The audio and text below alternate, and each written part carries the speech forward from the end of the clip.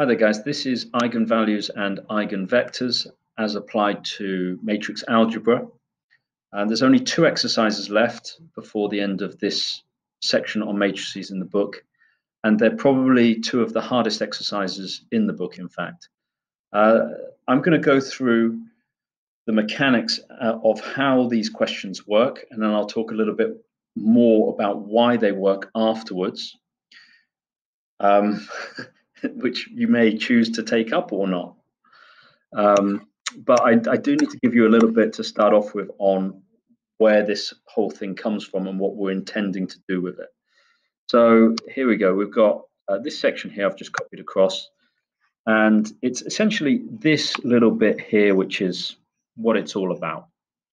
Okay, and that's saying that sometimes when we apply a matrix to a coordinate point or a position vector, then that's the same as applying a scalar to that coordinate point or position vector. Okay, now that seems really straightforward, but this is a really unique situation. And it turns out that if you can come up with this unique situation, then it makes some matrix algebra, and in particular, taking powers of matrices, it makes those calculations much, much easier. So that's kind of where we're going. We're going to the fact that maybe we can do a to the power of 50 with far fewer calculations. And that will be at the end of the second exercise. Now, in terms of this is, again, as I said, an uncommon situation.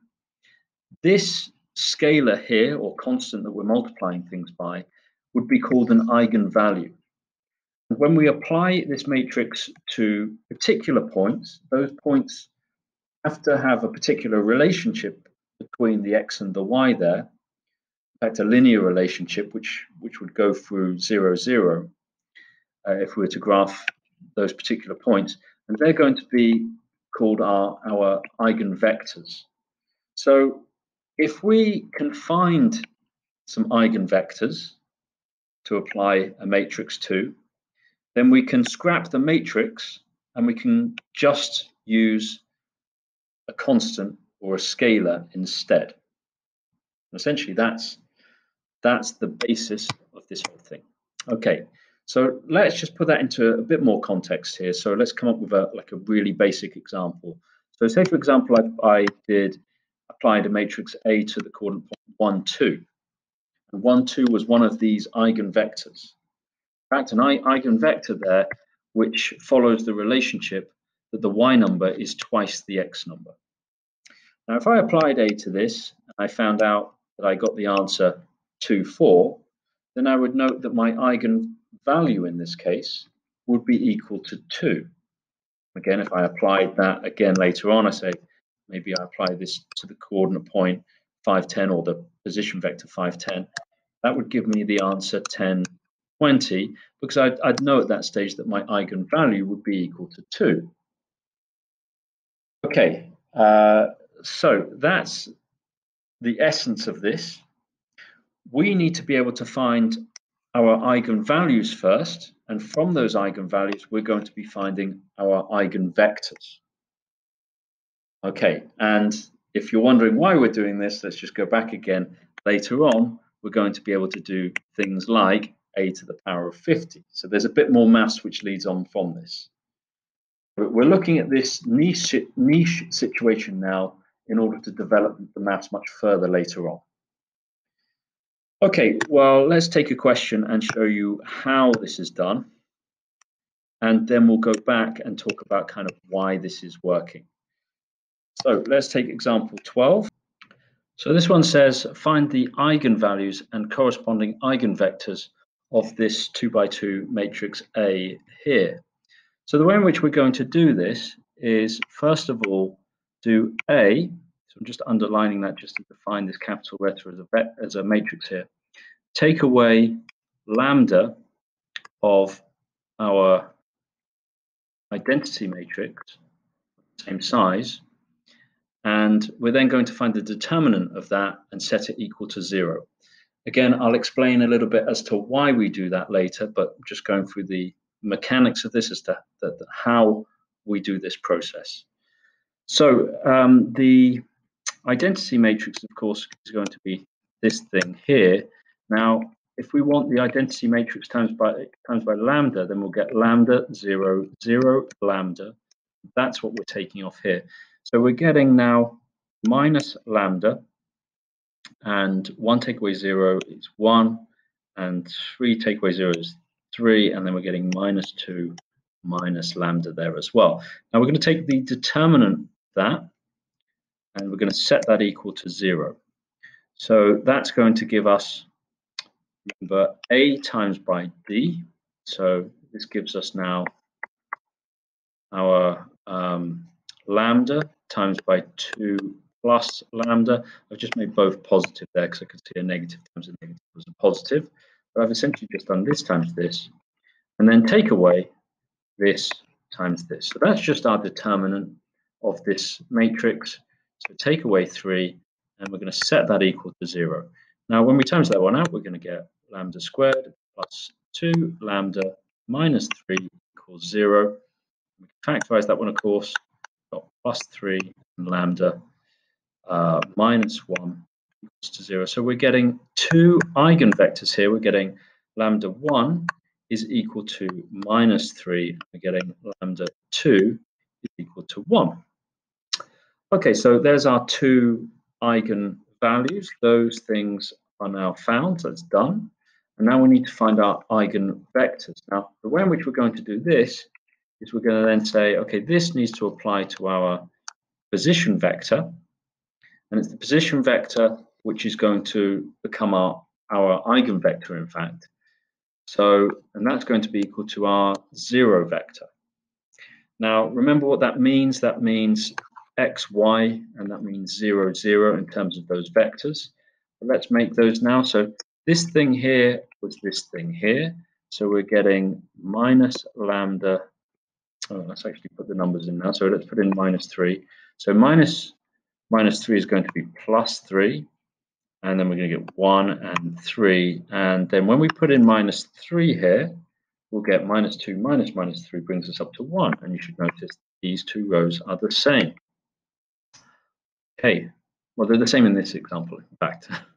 But there will be relationships between them. Okay, so then you've got that applied to x, y. That's this vector here. I know it's kind of confusing that they call it x in the book, but it is the vector xy. And then we're getting the 0, 0 position vector out here as well. So now, if we apply this to x, we're getting our equation 3x, and the 1 to the y there. So plus y is equal to 0. And then we're getting the same thing again there. Now, both of those give us the fact that y is equal to minus 3x in this case. So this is the invariant line which we were talking about earlier. And so any vector along that invariant line is going to be called an eigenvector.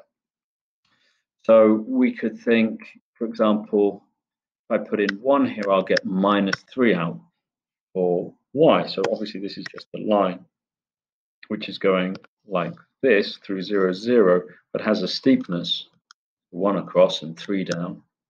Okay, so minus 3 takes us to this point here, minus 3 there, takes us to this point. And any other of the points along this line, both fractional or with real numbers or just those nice coordinate points which you're choosing.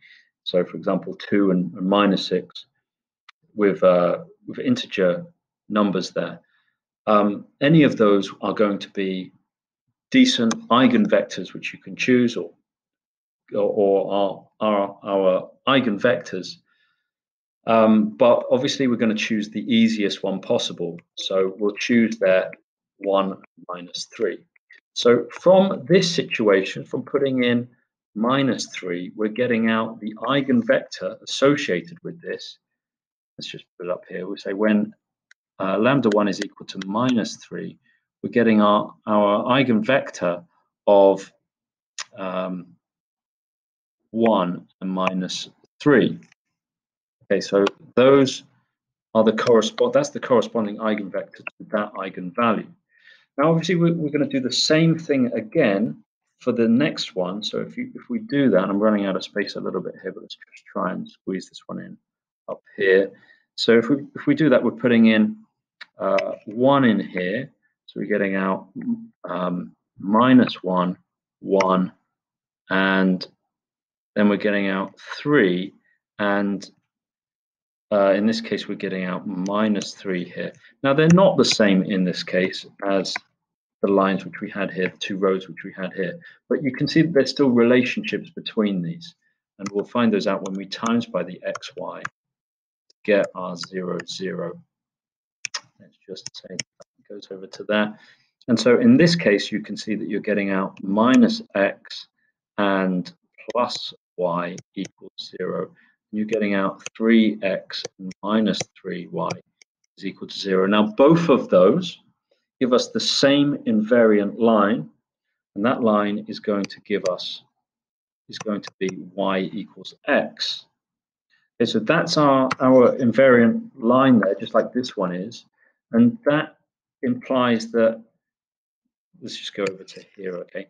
So that tells us that when we have lambda 2 is equal to 1, that we get any coordinate point along the line of y is equal to x. So say, for example, 2, 2. But obviously we want to choose the simplest eigenvector possible, so we're going to choose 1, 1. Okay, now I'm not expecting that that makes a lot of sense for you. That's just a process that we need to go through in order to find out the eigenvectors and the eigenvalues and the eigenvectors. Now they are both done. Note that there are many eigenvalues which are associated with particular eigenvalues. Okay, so let's just recap the process there before we make a bit more sense as to why all of this is happening. So first of all, to find the eigenvalues, we created this thing here, basically took off lambda 0 and 0 lambda, the identity matrix times by lambda, and we found the determinant of that. And after that, after we found the determinant of that, that gave us 2 values, and that's always going to give you a quadratic, which is going to give you 2 values there. And then from those 2 values, we needed then to set up timesing this thing by x, and x being this vector here, to give us our 0 vector, which is this thing here. Now we can substitute each of these 2 things in. So we've done that once here, and we've done it twice here. And in those cases, they've now given us our invariant lines. So this one and this one. So that's where we've gone after that. So the invariant lines are these. And then from the invariant lines, we can then make any eigenvalues which we choose, but the simplest thing to do, of course, is to say, let's choose x is equal to 1, and then you'll find out what y is, the associated y value. Okay, so that's how to do that question. Let's have a look at it in the book, see if there's anything different there. So let's look at this one. So you see they've solved, the determinant is equal to 0. They've used this equation here, a minus lambda I times by your eigenvector is equal to 0, the 0 vector. And from that, they've then come up with the 2 invariant lines. And from the invariant lines, they've come up with the eigenvectors. Right, okay, so now the difficult job is to go back and make some sense of this. Now, in particular, this algebraic bit of working out here is what we're going to be dealing with. But I do actually think that the investigation, to start off with, investigation 13 was kind of useful. And it was useful in terms of seeing, okay, so this bit here, in terms of seeing and identifying for yourself that in this case, they've told you what the invariant line is. They've told you what one of the matrices is, or so A, which is what we would be using before. So this would be our matrix in this case. And they're saying, well, look, apply this to some points which are on this line. So I don't know, 1, -2, 1, 4. And let's apply that to a point which is on that line. And this is an eigenvector now because it's chosen to be on this line. So let's choose 1, 2. And when we apply that, we can see we're getting 1 times 1 and 1 times 2, add them together, you're getting 3, and minus 2 times 1, which is obviously minus 2, and then 4 times 2 is 8. So that gives us 6 when we total those ones. And we can see here that the eigenvector, which we've chosen, is 1, 2, which came from our invariant line. And that means that we can see here that the effect of this matrix on our eigenvector is to times by 3. So lambda in this case is equal to 3. Now that would be the eigenvalue which is associated with this eigenvector. Now we can choose lots of them. Okay, I could choose 1, 1, minus 2, 4, and I could apply that to 2, 4.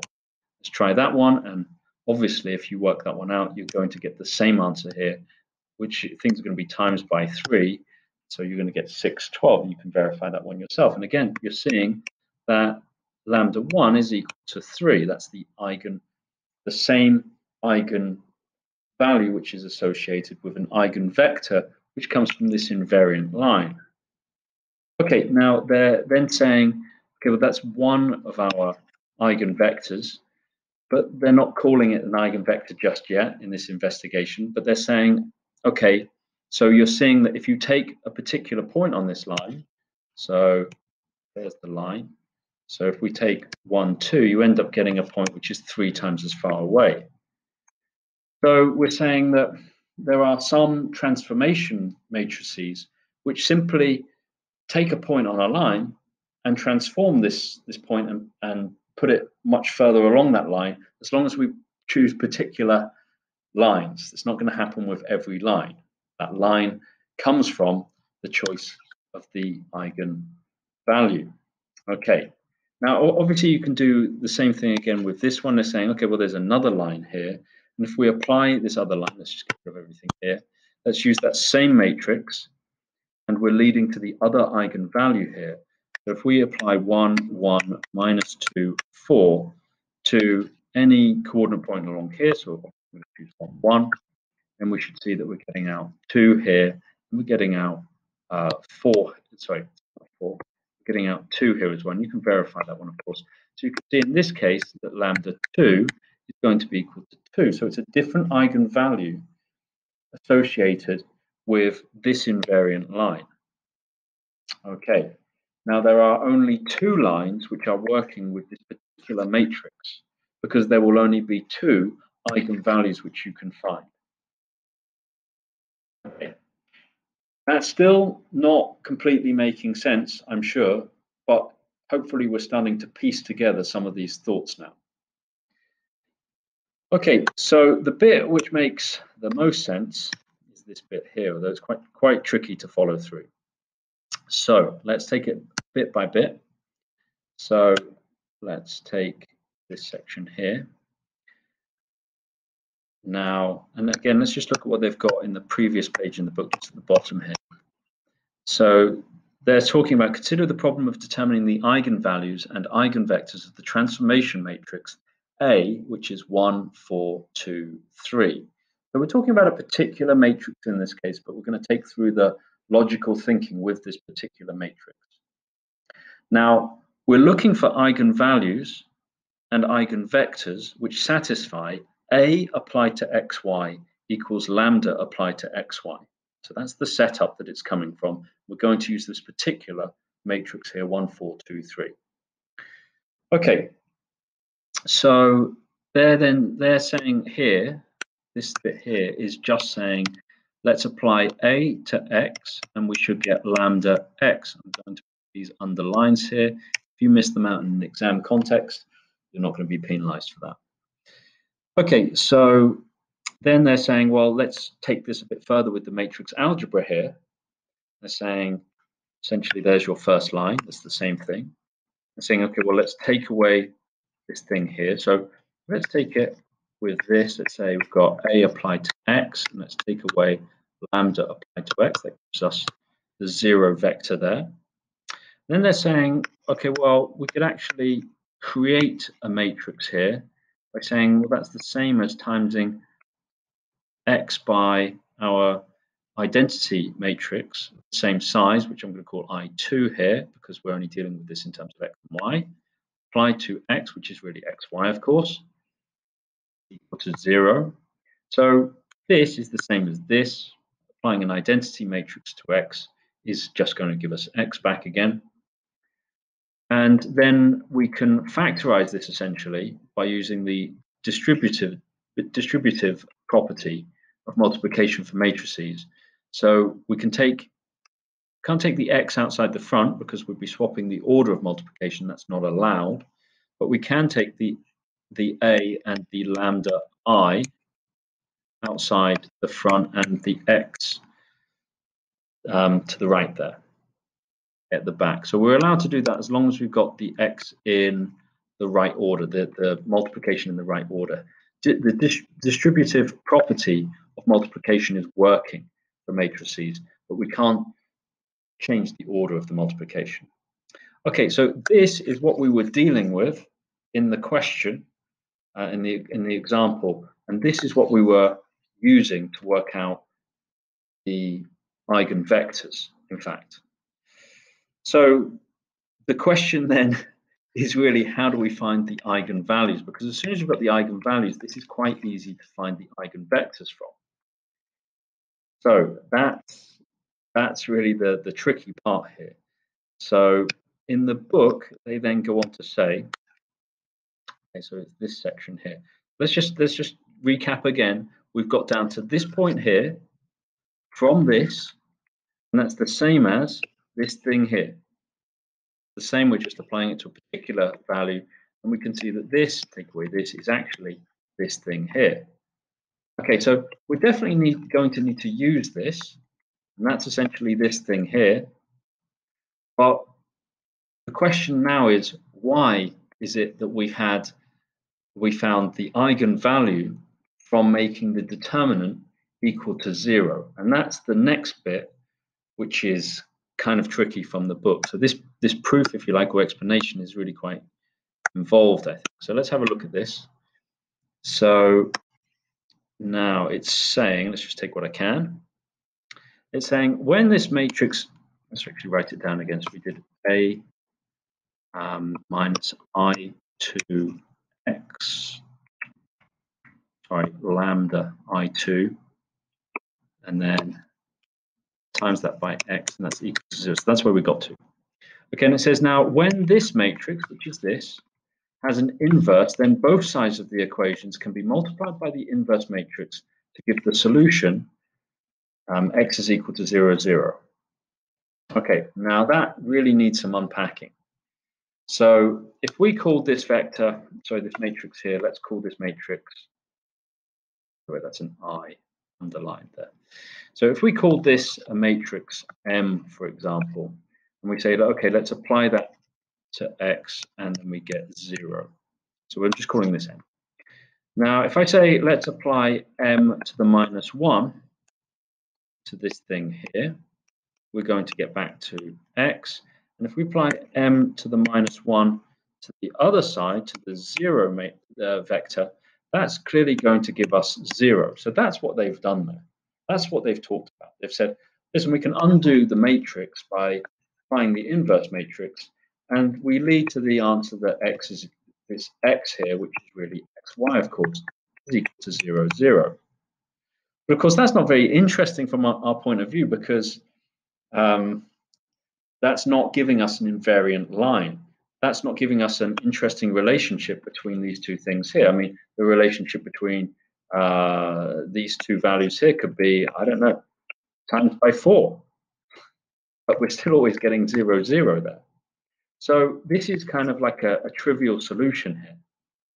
There are other solutions. Now, the book calls this, it says, if you're looking for additional solutions, so solutions beyond 0, 0, which is what we are looking for here, because this is not going to tell us, this is not going to easily find us values for lambda. It says, if looking for additional solutions, they must occur when the inverse does not exist.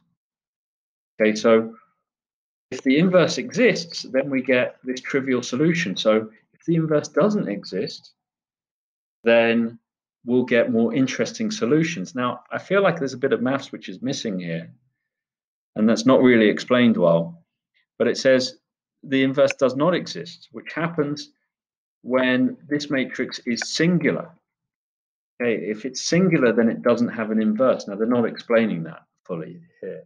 That's essentially the definition of a singular matrix, that it doesn't have an inverse. And therefore, its determinant is equal to 0. Its determinant is equal to 0. Okay, now let's think about the inverse of a matrix. If we have any matrix, if we do m to the minus 1, we end up getting the inverse is a, b minus b, c, and then we switch around our the a and the d to get the a, and we switch around the b and the c. Sorry, no, we don't. We just put a minus there and a minus there, so we don't switch around the b and the c. We just put a minus on those, of course. Okay, and that's from your formula booklet, and this is how to work out your inverse matrix. Now, that won't exist if this is 0. So they're saying that the inverse function won't exist when this is equal to 0. Okay, so that's why they're taking this further. They're saying, well, if the determinant, that's this thing here, that's this thing here as well, the determinant, this is equal to 0, then the matrix will be singular and it will not have an inverse. And then hopefully we'll find additional solutions, which is what we're looking for. We're just looking for them. Okay, and so if the determinant is equal to 0, then we can take that further, and that's what we did in the example. Now, that still may not be completely satisfactory to you, in which case you don't have to think of it as the determinant being equal to 0. What you could do is say, well, let's go up to, let's have a look back at the bit of algebra where it says, right at the top where it says 1, 4, 2, 3 applied to x gives you lambda x. Okay, and then we took that on to this, your matrix take away your eigenvalue or lambda times by the identity matrix is equal to, applied to x is equal to 0. Okay, so let's take this. Remember, we were saying this again. So I'm just doing a sort of alternative version of this, really.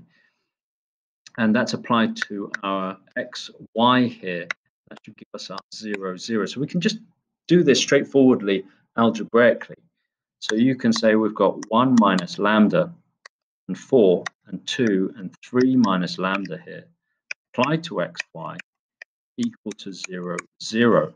Okay, now if we do that, we can see we're getting 1 minus lambda lots of x plus 4y is equal to 0. And you're getting 2 lots of x plus 3 minus lambda y is equal to 0. And obviously we can now solve those things. Hang on a second. And if we do solve those things, let's take this further again. So this is going to take us to y is equal to minus this, which is going to be lambda minus 1 lots of x, then divided by 4. This will take us to y equals minus 2x divided by this. So it'll be minus 2 divided by this. But if we change this to a minus as well, that will give us 2 over lambda minus 3x. Now, because these need to be the same equation here, because these need to be the same invariant line in both cases, this will need to be equal to this. Those two things will need to be the same. So we could take this further and say lambda minus 1 over 4 is equal to 2 over lambda minus 3, because we want the same equation of the line coming out here. In order for us to be set up correctly, for us to get essentially a applied to x gives us lambda applied to x. Okay, for us to have this xy here having a particular relationship for this to work.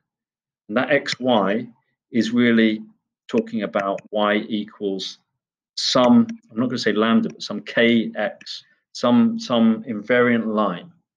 There needs to be a relationship between those two things. That's how we're set up in the first place. So we're setting these two things equal to 0, and then we're solving this. And if you solve those things there, you'll see that you get this is equal to 8. And then we should end up with the same solutions here, of course. So as to what they're getting, and they're getting these two here. So if we multiply those out, we're getting lambda squared minus 4 lambda plus 3 minus 8 equals to 0. Obviously, that becomes a minus 5 there. So we're getting lambda squared minus 4 lambda minus 5 equals to 0. And that factorizes into lambda plus 1 and lambda minus 5 equals to 0. And that gives us lambda 1 is equal to minus 1 and lambda 2 is equal to 5, which is exactly what they're coming up with here as well. Okay, so I've done that by another method there, just to show you that this is making some sense from the way in which we came up with this in the first place. But it's also true to say that you can bypass that and just say, if we're looking for further solutions, other than the sort of trivial case that our xy is going to be equal to 0, 0, then we need to find a singular matrix which doesn't have an inverse. If it doesn't have an inverse, then the determinant of that matrix is going to be equal to 0. And that relies on the work with matrices, which we did way back when earlier in the chapter, when we proved how to find the inverse matrix for a 2 by 2 matrix. Okay, right, that is done. That's a lot of stuff there. Okay, and then following on from that, you can then say, well, okay, let's put back in the lambda 1, let's put back in the lambda 2, back into the original matrix, and into the original matrix, sorry, not the original matrix, rather the A take away lambda lots of the identity matrix. So we're using this formula here again, and we're saying, well, okay, let's apply that. So apply this to xy, gives us 0, 0. That came from this setup at the start. That's where we started. And then if we apply those, we get a set of equations both times, and both times will lead to two invariant lines, and both of them will give you the same invariant line. Okay, guys, well, there's a ton of stuff there. And here they talk about saying that the points are in this particular form. Okay, they've come up with t, an extra parameter here. So, for example, in that invariant line here, where they've come up with y equals minus a half x, they've come up with x1 is equal to whatever value of x you take there, y is going to be equal to minus a half of x. And that's essentially just replacing t with x there. That's all that's happening. But so y is going to be in terms of x. So that's really just coming from the invariant line. Okay, and then if you choose t to be a particular value, you get a particular eigenvector. Okay, so there's the recap again of everything that we've gone through. They mention that setting the determinant of your a equal to 0 is called the characteristic equation. The characteristic equation will give you your eigenvalues. That is, the characteristic equation is not your invariant line. That's just setting your determinant of a equal to 0. Okay, well, this will ultimately apply to Markov chains as well, and to the steady state vector systems. And we'll do that later on in the next exercise. But good luck with this one. You've got only 4 questions there. Make sure that you do all of these from 9i, and hope to see you back for the next video. Thank you very much for listening. See you later.